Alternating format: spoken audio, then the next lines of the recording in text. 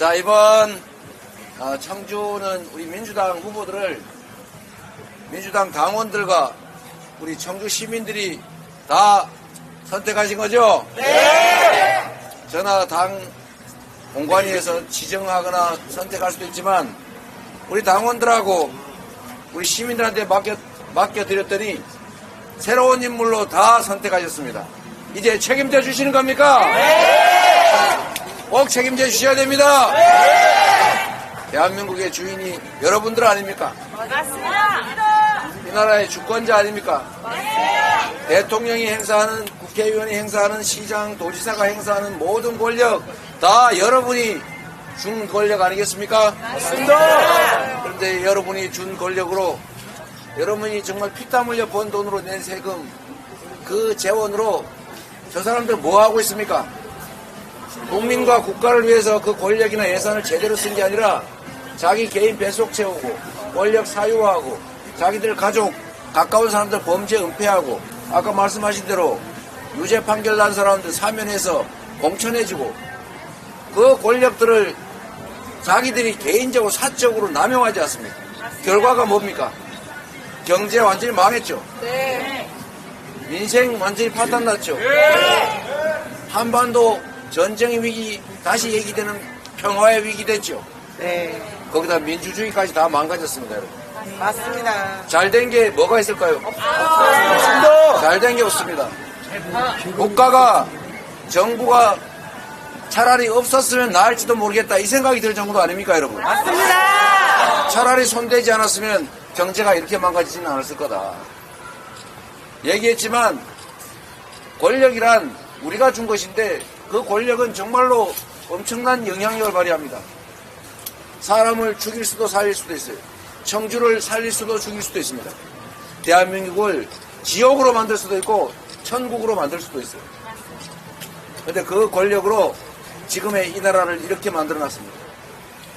하나만 예를 들어보면 이 권력은 정말로 중요한 것인데 여러분의 삶을 통째로 결정한다고요. 여러분이 행복하게 살기 위해서 아무리 노력해도 정치가 여러분을 불행으로 빠뜨리면 여러분은 헤어날 수가 없습니다. 여러분이 아무리 게으르고 무능해도 그 부패한 권력자 주변에서 알랑알랑대고 줄대고 한 편 먹으면 갑자기 부자 될 수 있고 권력자 될 수 있어요. 그렇게 되면 안 되지 않습니까, 여러분? 네. 공정해야죠. 네. 합리적이어야죠. 네. 예측 가능해야죠. 네. 모든 사람들이 하나도 억울하지 않게 생각되는 나는 기회가 없어. 나는 열심히 해도 그만큼의 보상을 받지 못해. 그래서 좌절하는 그런 세상 만들면 안 되지 않습니까? 그런데 이 정치를 하는 권력을 가진 윤석열 정권이 뭔 일을 했습니까? 가장 크게 한 일이 하나 있어요. 불황으로 안 그래도 국가 재정이 부족한데 재정을 어떻게든지 마련하기 위해서 선진국들은 횡재세라는 거 만들어서 이 에너지 위기를 이용해서 떼돈 번 그 집단들한테 세금을 부과했습니다. 코로나라고 하는 국가적 위기를 이용해서 돈 번 집단들이 있어요. 거기에 추가 부담을 시켰지 않습니까? 횡재세라는 이름으로. 근데 우리는 지금 뭘 했어요? 경기를 살린다는 회계한 명분으로 안 그래도 돈이 남아도는 초부자들, 초대기업들한테 세금 깎아줬습니다.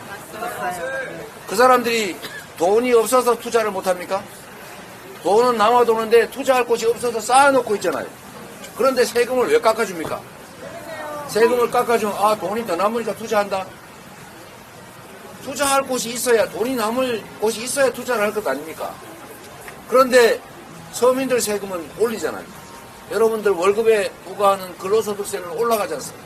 네. 물가가 올라가니까 소득이 줄어들잖아요. 이렇게 만든 게 누굽니까? 그들은 이렇게 말할지도 모릅니다. 아니 어쩔 수가 없었어. 팥값 어쩔 수가 없었어.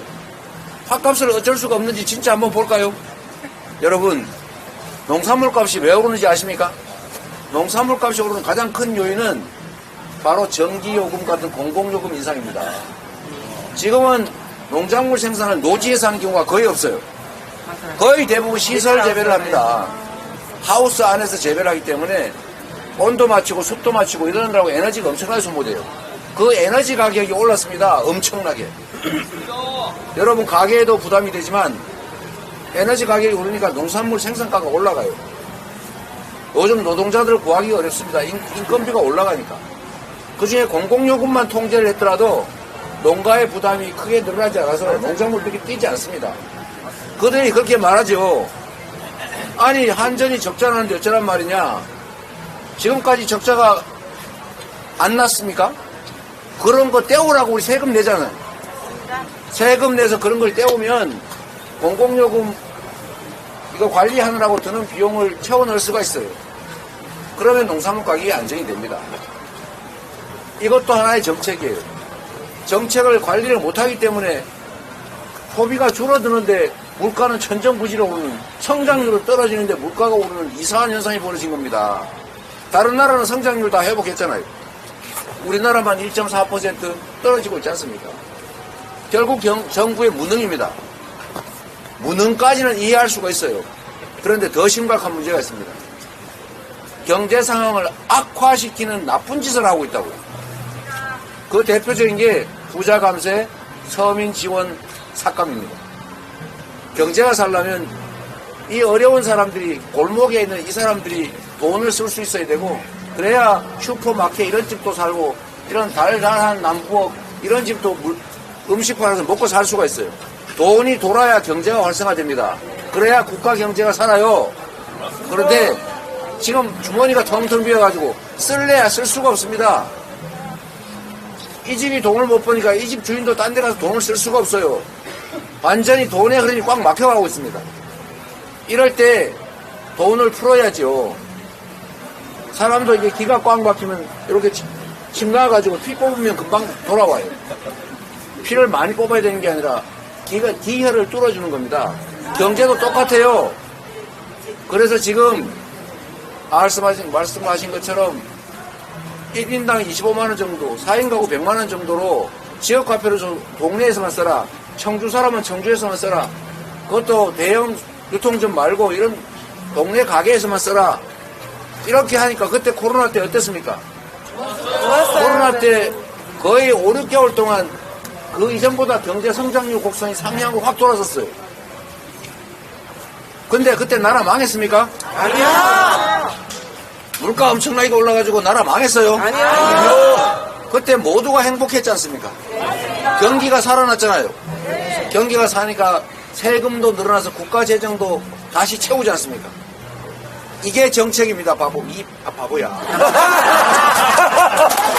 이게 정책. 지금 당장 할 수 있습니다. 지금 당장 할 수 있어요. 그런데 대통령이 지금 뭐 합니까? 전국을 다니면서 이 약속, 저 약속, 이거 해줄게, 저거 해줄게. 뭐 해주겠다는 게 엄청나게 많아요. 평소에 안 하더니 선거 때 되니까 열심히 하는데 그 약속한 거 이행하려면 1,000조 원 가까이 든다는 거 아닙니까?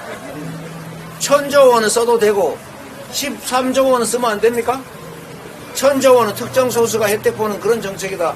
정말 국가 재정을 대대적으로 쏟아붓는 건 괜찮고 13조 원으로 국민 1인당 25만 원씩 줘서 동네 상권 살아나게 하는 거, 정말 손발에 피가 돌게 하는 거, 이렇게 하는 건 안 된다는 게 이해되십니까, 여러분? 아니야. 바로 그겁니다, 여러분.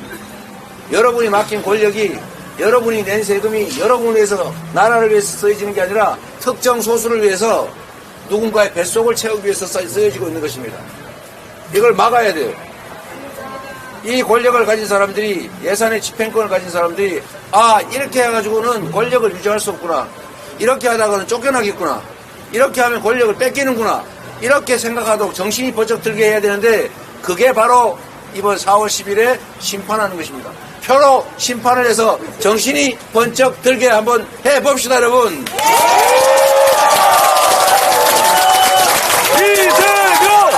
이재명! 돌파! 여러분, 잘 살고 싶지요? 네. 평화로운 나라에서 안전하게 살고 싶지요? 네. 민주적인 나라에서 자유롭게 표현하고 걱정하지 않고 살고 싶지 않습니까? 네. 맞아요. 우리는 그런 나라를 향해 가고 있었어요.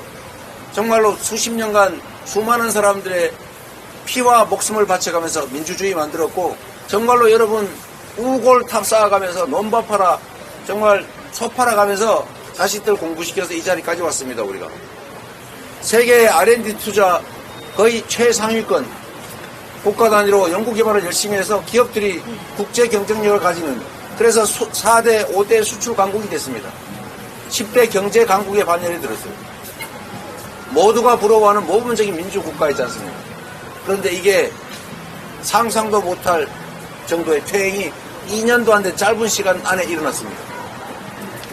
이 체제나 시스템이라고 하는 게 얼마나 허약한지, 그 시스템을 운영하는 사람에 따라서 아무리 완벽한 시스템도 소용이 없습니다.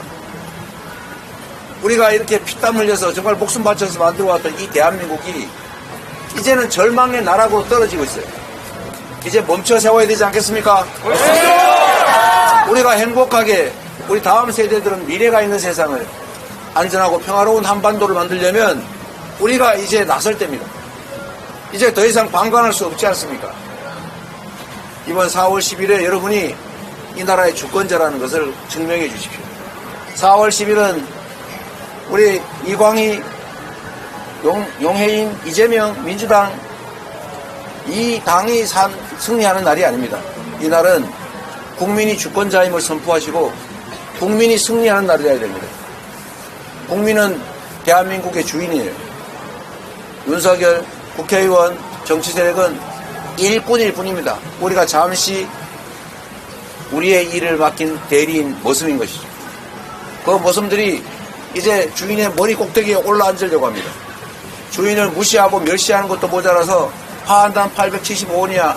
한 뿌리에 875원이라 그래서 내가 언제 그랬어. 진짜 875원짜리 있네. 이 장관, 후보, 대통령이 하는 소리 아닙니까? 국민을 무서워하면 존중하면 이럴 수 없어요. 국민들이 이렇게 어려운데 야 그거 물가 올라 안 돼. 그러면서도 25만원 지급은 반대하면서 재벌들한테 십수조 원씩 수십조 원씩 세금 깎아주는 걸 하는 그 사람들 이제 정신 차리셔야 됩니다. 우리가 행복하게 사는 길, 평화롭고 안전하게 사는 길, 자식들한테 물려줄 세상은 기회가 공정하게 주어지는 합리적인 세상이라야 됩니다. 이런 불합리한 세상에, 이런 기회와 자원을 소수가 독점하는 이상한 세상에 자식들 아무리 공부시키고 아무리 실력 키워놔도 기회가 없으면 뚫을 수가 없는 겁니다. 이번에 새로운 길을 다시 갑시다. 여러분 한 명 한 명이 새로운 역사를 만드는 주인공이 되어야 됩니다. 우리가 소수라고 실망하면 안 됩니다. 힘없다고 포기하면 안 됩니다. 포기하는 것은 그들을 편드는 겁니다. 맞습니다.